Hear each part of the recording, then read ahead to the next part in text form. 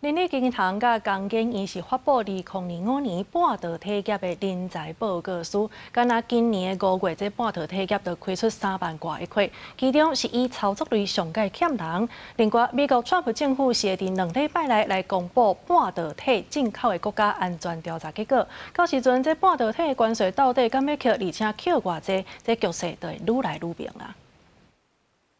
文科生也可以做半导体。 那我先自己站在这里，先现身说法。工研院的高层讲出伊的经验，为文科背景的分析师转来半导体产业，鼓励非本科系人投入。台湾半导体领先发展，不过上时嘛出现欠工的危机。工研院甲104人力银行合作，发布2025年半导体业人才报告书，估是2025年5月半导体欠人都欠34000人。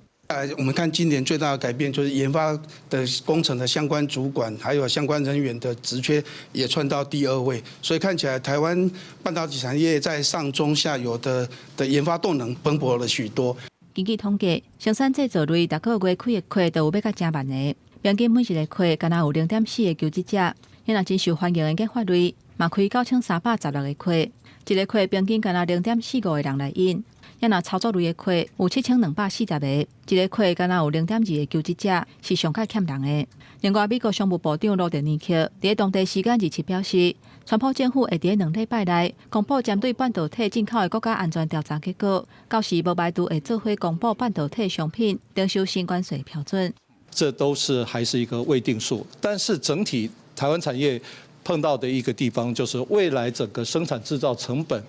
的 复杂度会增加，成本也预计会增加。它不是一个绝对的成本的管控，而是相对成本的管控。就是你是竞争，你还是要比别人能够好嘛。